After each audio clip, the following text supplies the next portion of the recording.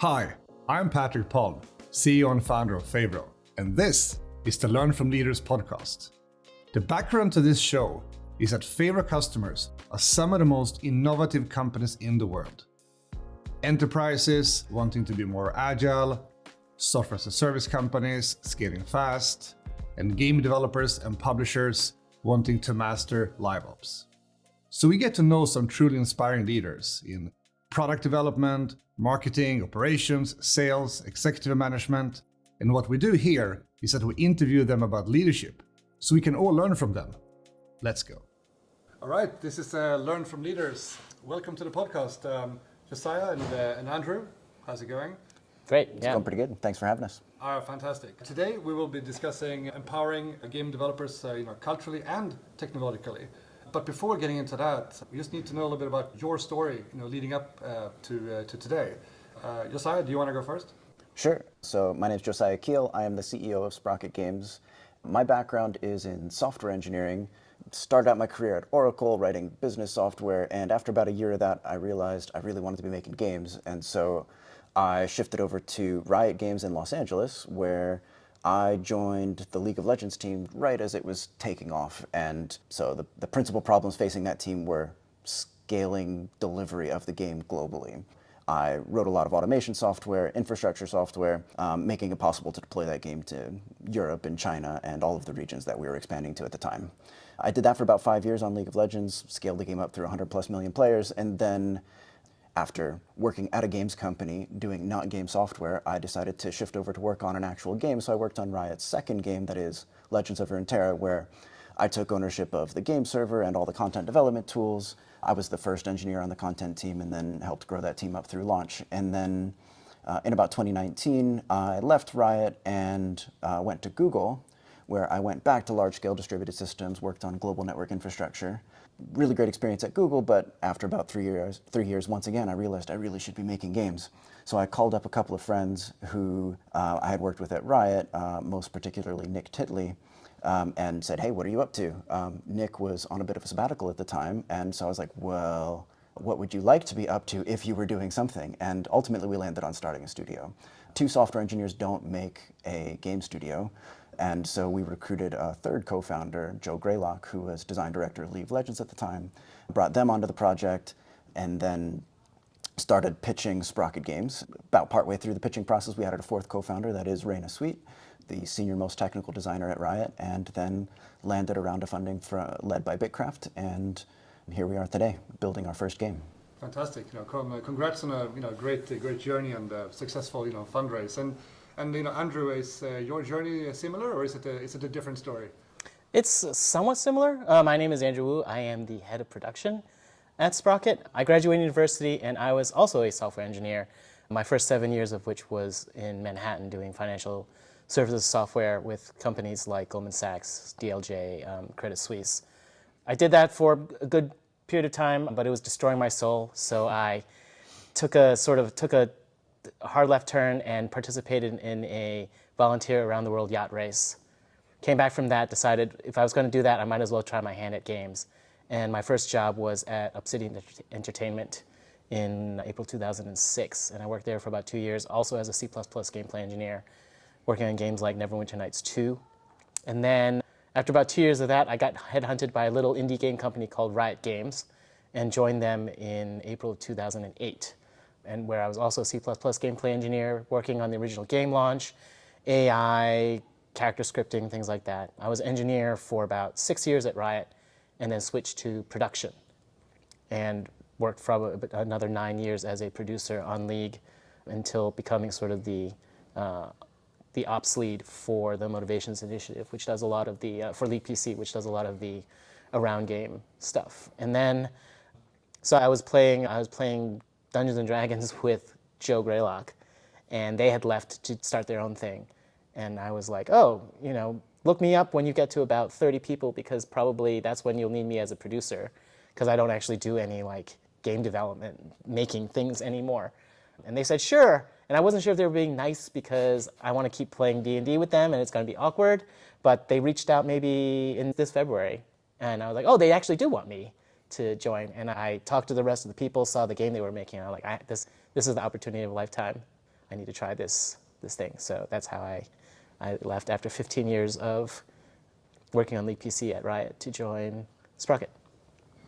Fantastic. And for the ones of you listening now, I should also say that this podcast episode is a little bit different from the typical ones because we're actually live here in LA.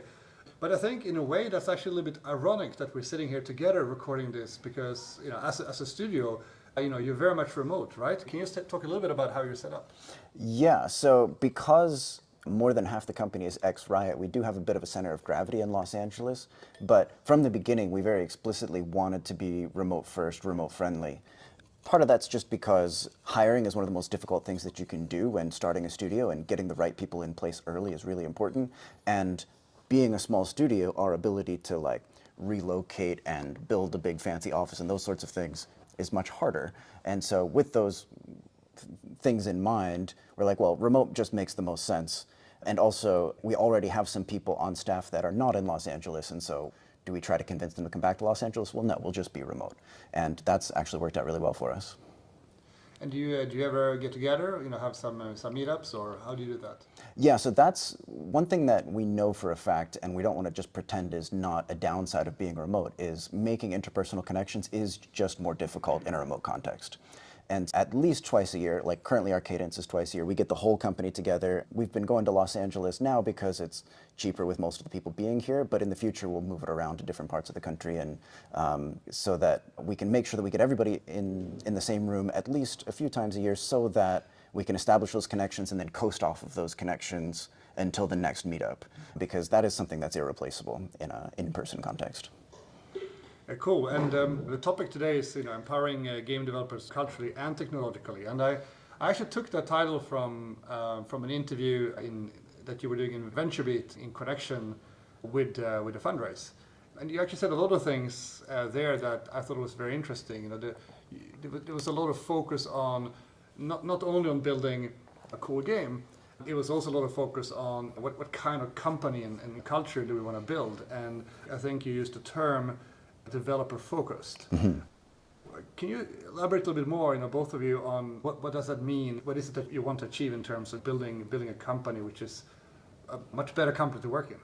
Yeah, so I'll start off and then Andy can contribute a bit. So that's getting at the core of why Sprocket exists and why we didn't just go and join another studio as principal developers or whatever it is. And that's because games are fundamentally a creative enterprise. It's not just a matter of building some software and getting the features out and getting them tested like you would a traditional tech company. So much creativity is required to make an excellent game, and creativity doesn't it's difficult to be creative when you're not in a safe environment.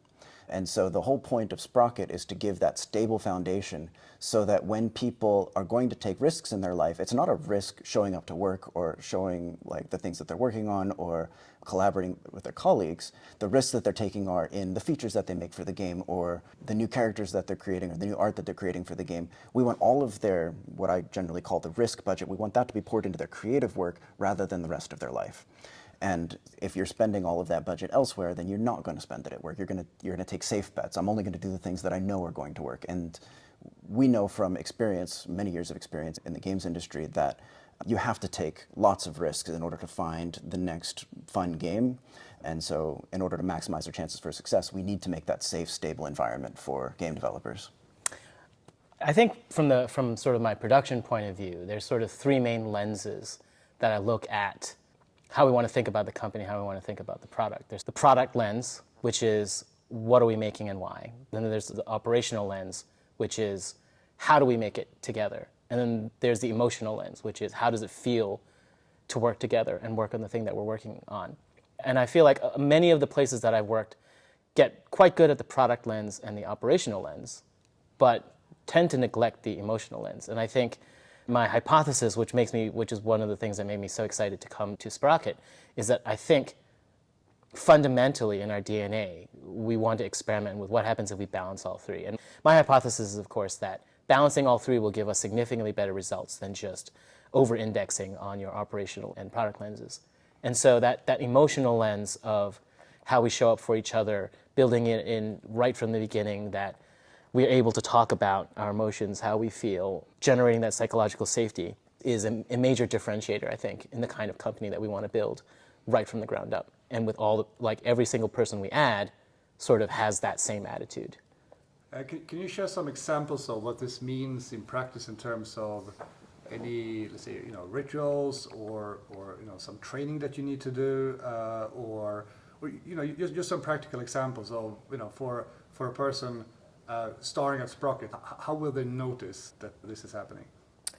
I think a lot of our ceremonies, like we do a show and tell, for example, that's generally designed to be celebratory about the work that we're working on. We do it once a week. And so right from the beginning, the purpose of that ceremony is just look at the cool stuff that I did, and everyone get excited and hyped about it. And so, but it's also a safe space where you can show anything, even if it's work in progress. And generally people are very supportive of each other. And so that kind of ceremony is something that you don't necessarily see, because it doesn't necessarily, it's like from an operational or product lens, it's kind of like, well, we're not evaluating, it's not like a sprint review technically where you're evaluating, does this meet the goals of the product owner? Or from an operational lens, did we get the velocity we wanted, right? It's about generating that creativity and safe space right from there. And so I think that's one of the things. I think we're also just much more, especially in a remote sense, I think I've only been in the company maybe 2-3 months. I've gotten more like DM direct feedback from people with positive feedback, specific positive feedback, not just like pat on the back, great job, right? Like you did this thing, a specific thing, and I thought it was great. And I think seeing how people, that's part of people, the culture, seeing people do it and then myself doing it and then it just spreads. I think those are two examples of like very specific things that we do that lean into the emotional lens a lot more than other places that I've worked. Yeah. And to expand on that a little bit, even our in-person meetups that at this point we're doing on a 6-month cadence, we very specifically don't work at those meetups. If that's partly to our thesis of like all work that we do should be able to be done remotely, and if it's difficult, we need to fix that rather than just do that when we meet up. But then also because those events are very specifically designed to cater to that third facet that Andy was talking about, of make sure that we build up the connection between people so that when they work on the other like product and operational sides of the company, they have all of that reinforced by the emotional connection that they have with their other peers. And so like we're very particular about making sure that like we're spending as much attention on those things as we are the others. How does this affect recruitment? So recruiting has been one of the easiest things that we've done, which is not something you hear from startups very often. Like, I mean, till date, I think we've only ever had one offer rejected. If you'd talked to me a couple of months ago, I would have said we've had a 100% success rate, but you can't get them all.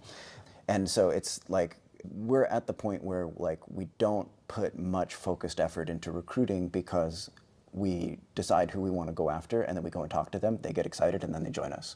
Because the things that we're addressing, I think, much of the rest of the games industry kind of feels in their bones, like when they've been working, like especially people that have been in the industry for decades, they're like, oh right, this is something I'm missing, and if Sprocket can pull this off, this is going to be a really great place to work.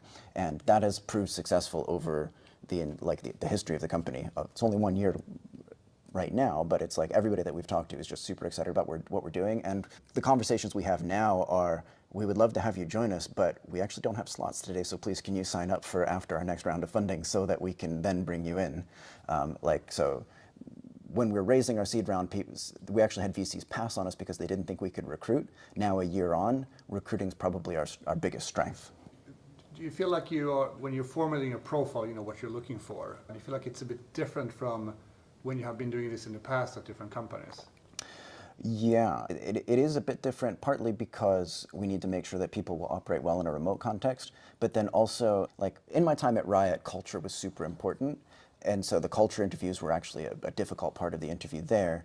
We've taken that basically a step further and have designed our rubrics around both culture and perspective in addition to craft. Like craft is sort of the barrier to entry. It's like, can you do the job?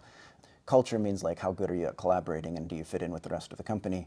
But then also perspective of like, do you bring something new to the company that we don't have already? And that could be personal experience or other things. We make sure that the team that we're crafting is really well-rounded, but then also collaborates extremely well and of course is excellent at their craft. You want to add? I don't know if I have anything more to add on that. We are at the cap for how many more people we can hire in this round. And so since I'm like one of the last hires, I haven't been doing a lot of active recruiting. I could talk a little bit about how well the pitch worked on me. Yeah, that would be awesome. Yeah, I mean, I think like it was unique in that I knew a lot of the people that had already been working there. And the core theses of the company, which is, what if we lean harder into the motional lens? What if we lean harder into the developer experience? If we balance that against our other things, is that going to get a better product for players? Because really, in the end, that's what we're here to make a game, not like have everyone feel great. I mean, we're hoping that by everyone feeling great, we'll make the company, but that's the thing that we're testing. And I didn't feel necessarily that I could have enough leverage to run that experiment at the speed at which we're running it at Riot. And it was definitely an experiment. I was like, I need to participate in this one. So that was one big thing. The other one of the theses is around, one of the hardest things to do is generate content for the company for a game. And we're going for a slightly more content-heavy type game. So can we solve that with better tooling in a way that's not just throw more bodies at this problem? And if we can solve those two things, and both of those things are true, it's going to be something spectacular that's different than any place I've worked. And I felt like that was an experiment that I had to jump onto. And part of it was just because we've hired so many talented people, especially from Riot. It did not really feel like that big of a risk for me because it was like, oh, I feel like I'm kind of going to a Riot R&D team. That I have friends at Riot where the primary team is up in San Francisco, but they live in LA. And so it's really not that different because that person is just dialing into the remote team in San Francisco. So, and I will say really that's what it feels like right now, is that I am at a Riot R&D startup with a little bit more control over the direction of the game and the direction of the culture with significantly higher equity upside. But like it strangely does not feel like a risk to me. Cool. Besides, how do you think long term with recruitment? After next funding round, you need more people. Do you think you will spread even more geographically, maybe even outside the US, or what's your thoughts there?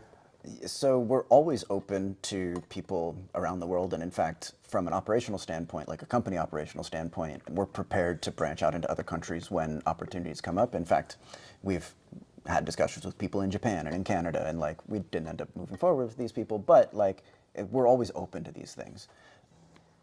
For us, we have long conversations about how do multiple time zones impact the ability for people to execute and those sorts of things. There's nothing like unique to the United States that says like we must be here, other than that happens to be where our networks are, and like a lot of us are ex-Riot. Well, Riot's an American company, so there you go. And so like for at least the immediate future, we do tend to prefer like North American time zones.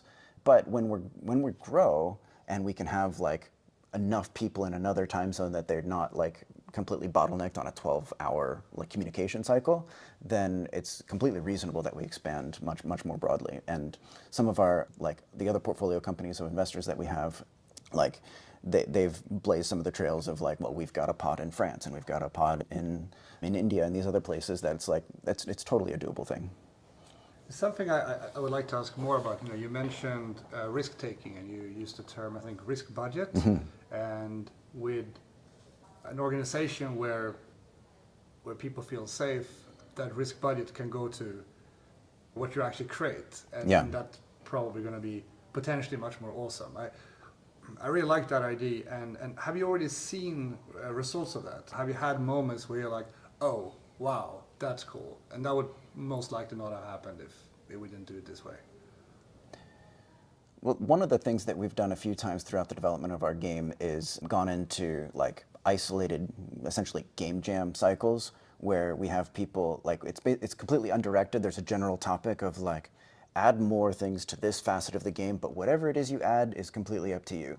And we've seen some of those, like people have done some pretty significant experiments on that front, and they just come up and show it, and sometimes they're good and sometimes they're not. And even when they're not, people are still happy that they tried it.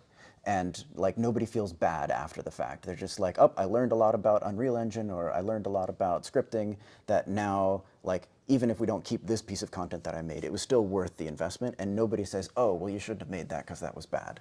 And so so those sorts of dynamics are really encouraging. And that is a result of that sort of foundation of like, one of the ways that it manifests is like, we want to judge people by how good their good ideas are and not how bad their bad ideas are, because everybody knows that most ideas are bad. And we need to iterate through all of the bad ideas to get to the good ideas.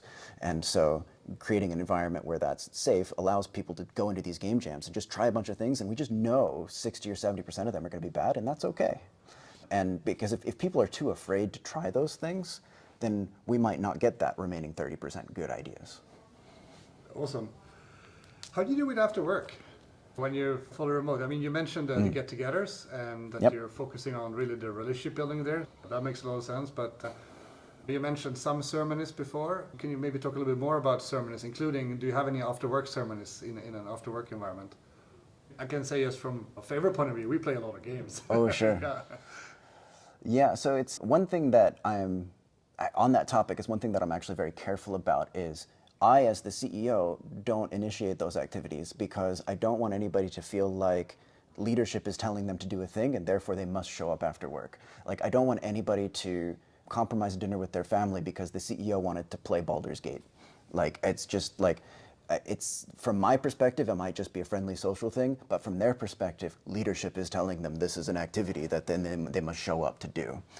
So in my position, I actually don't do that very often, but that's intentional because I don't want that sort of extra pressure to filter down to employees that it's undue pressure. Like, because in my perspective, it's not gaining them anything. From their perspective, they're like, well, what if I don't? And so that is something that I'm careful about. As for the rest of the company, I actually don't know how much they play games together. Yeah, I'm certainly not. Like, I'm unique in the company is that I think I'm the only person with kids. And so like most of my after work is doing kid stuff. Yeah, and part of the thesis of the company is that when you're done with work, you should just be done. And like, because one thing that I've learned from endurance sports, which is something I do a lot of, is recovery is as much part of training as the training itself. And if you don't get adequate recovery, then the training is going to be bad. And then it takes longer to recover after that. And then you get into this cycle of like unproductive training and poor recovery. The same applies to work. And so I want people to be able to completely disconnect when they finish their workday and then reconnect when the next day starts. And then the same goes for the weekend. Like, we're very particular about only having people be connected during business hours and making sure that if you do need to send somebody a message off hours, you don't trigger their notifications and you do scheduled messages as much as possible. Like, we try to keep business constrained to the core hours as much as possible. And it's very rare that we'll have an emergency or like an off hours meeting. Like, if I have to talk to an investor in Singapore, I'm sorry, the hours are just going to be late. But it's like, outside of those sorts of circumstances, we're very particular about letting people properly recover so that they can come back the next day firing on all cylinders. Andrew, I heard from other companies that are remote first that when you have a family situation, it's very good because there's a certain flexibility and it's easier to feel like you're fully part of work. For example, I don't know, I'm Swedish, so there's a lot of the daycare, leaving at daycare, picking up at daycare, and those kind of things. And then you're gonna have some who don't have family, and they might be crunching through harder in the evening, and that can create some frictions. And with remote first, you might avoid that. Is that how you feel about it? And it might even be a recruitment strategy in the future that people that want to make awesome games, they also want to be able to balance that with family life. It's definitely like, I'll say that at Riot, there were definitely more sponsored event type things that were after work. I think they took us up to San Francisco for the League of Legends World Championship game finals like last year. And it's great if you don't have kids, but I'm either buying 3 more tickets to a thing that's to a sold out event, esports event, or I am not going. And so like, it definitely, I raised that and I'm like, I don't expect necessarily you to accommodate me, but like because we are full remote and we're not doing those kind of events, it's great if you don't have kids, but it's just like, I can't partake of this particular perk.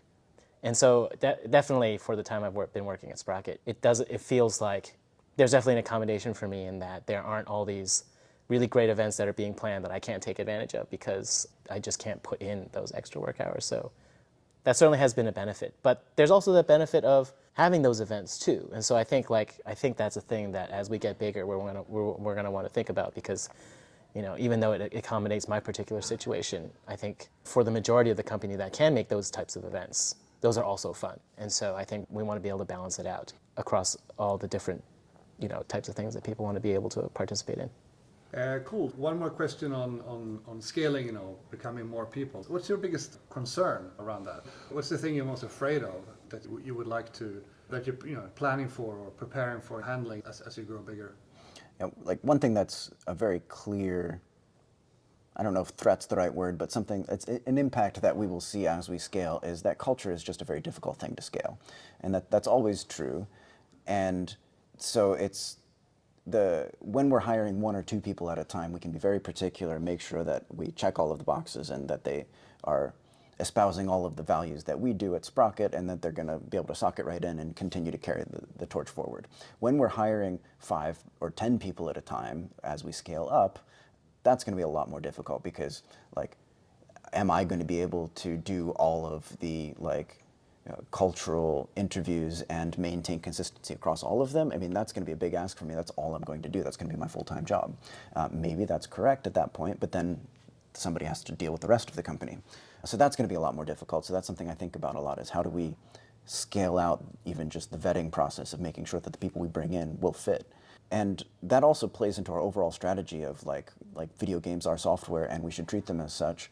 We want to build better tools rather than scaling to large numbers of people. And that culture facet is a big part of it. It's not just that in order to build a next generation game, you need to have better tools, which we do believe. But in order to scale an organization culturally, it's easier if you just hire fewer people.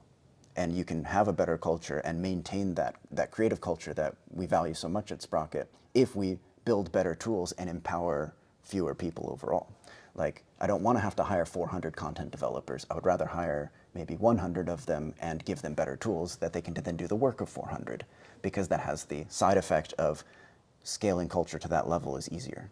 That makes a lot of sense. And speaking about tools, I do want to take the opportunity to ask about Favor as well. I had a fantastic experience this morning in a meeting. It was a new customer that came in and was asking how did you know about us? And they were like, we're an entirely new studio, but very rapidly scaling to, we're going to scale up to more than 100 people in a very, very short time. And they were like, well, we thought that, there must be something better than Jira out there. So we started to ask around, hey, what are you guys using? So they were basically just calling their friends over here in the US. And he was telling me that, well, a surprisingly large amount were really speaking very highly about Favor. So I thought, we really need to check into this kind of thing. And that's how they came on board. But what's your story? How and why did you come on board with Favor? I'm super curious about the story there as well. Yeah, so the origin of our evaluating Favor is very similar to that, where, we've used Jira and other bug tools at various companies. Certainly Riot is an Atlassian shop.